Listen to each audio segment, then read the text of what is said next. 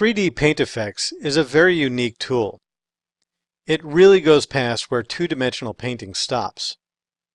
When you paint using the 3D Paint Effects, the brush strokes you create are in three-dimensional space. And your brushes not only follow those three-dimensional brush strokes, but certain types of Paint Effects brushes actually grow from the Paint Effects strokes. In this lesson, we're going to populate a fish tank with some Paint Effects objects that we are going to paint directly on a three-dimensional surface. This scene contains a very simple fish tank with a three-dimensional mesh on the bottom, which represents the gravel, and a rock formation. To begin, we must first turn the gravel into a paintable object. Paintable objects have the ability to be painted on with a brush, and the brush strokes follow the contours of the surface. In the perspective viewport, click to select the gravel. Don't worry about accidentally selecting the rest of the fish tank. These objects are on a separate reference layer, which means that we'll see the fish tank in the viewport and in the rendering, but we don't have to worry about accidentally selecting it. Click the Paint Effects shelf to access the Paint Effects. Select the Get Brush icon. It's the third icon in from the left. This will allow us to pick Paint Effects brushes that use what are called tubes. A brush that uses tubes can be made to grow a three-dimensional object on the brushstroke. Some of these resulting three-dimensional objects can be very detailed. First, we need to be able to draw on the surface of the gravel mesh. One method of accomplishing this is to make the object paintable. From the Paint Effects shelf, choose Make Paintable, the second icon in from the left. Now, in the visor, click the Underwater folder to be able to select the Paint Effects brushes in that folder. We'll start by adding Kelp. Select the Kelp brush. In the Camera 1 viewport, click and drag along the back of the fish tank. This will create a small row of Kelp Paint Effects objects. Make sure you do not deselect these objects. We're going to make a few minor changes. The first thing we want to do is adjust the normal direction for this row of Kelp.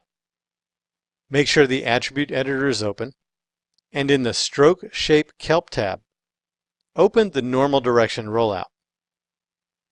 Select the Use Normal option.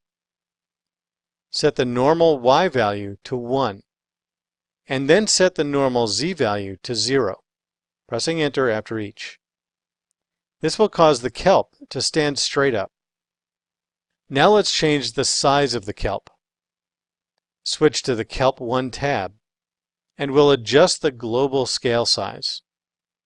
This will adjust all of the aspects of the kelp simultaneously, so that we won't have to mess around with individual parameters.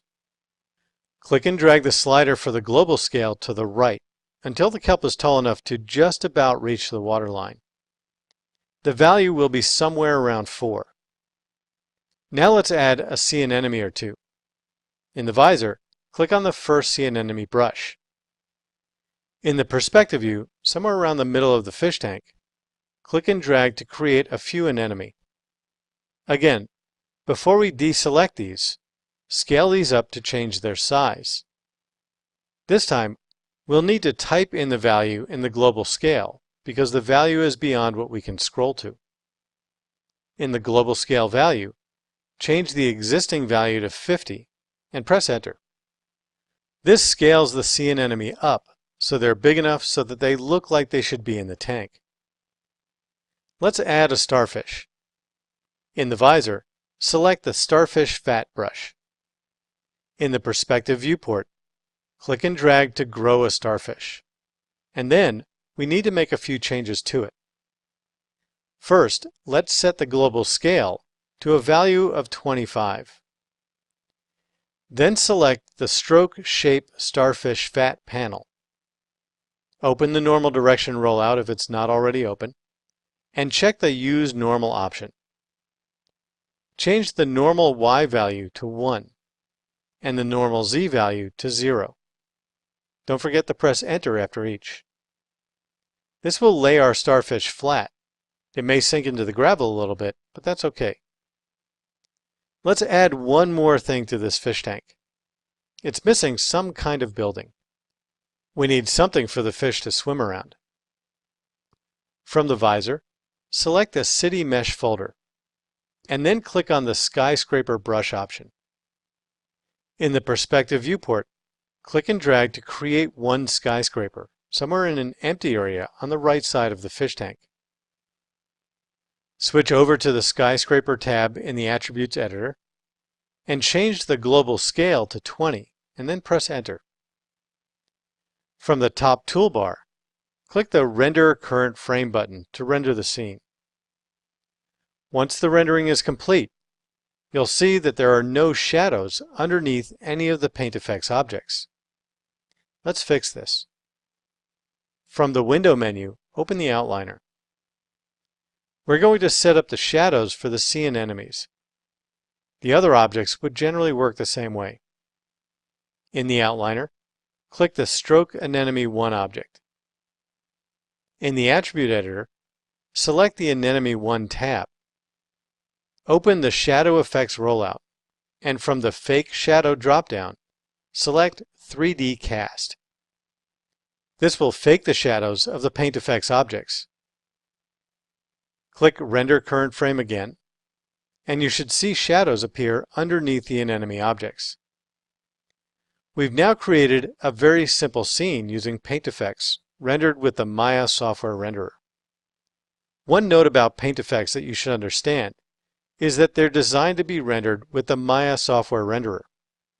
And there are several limitations to how you can set up your materials for objects that will be in front of Paint Effects objects. For instance, the glass in our fish tank does not have refraction as part of the material. That would cause the Paint Effects objects not to be rendered behind the glass.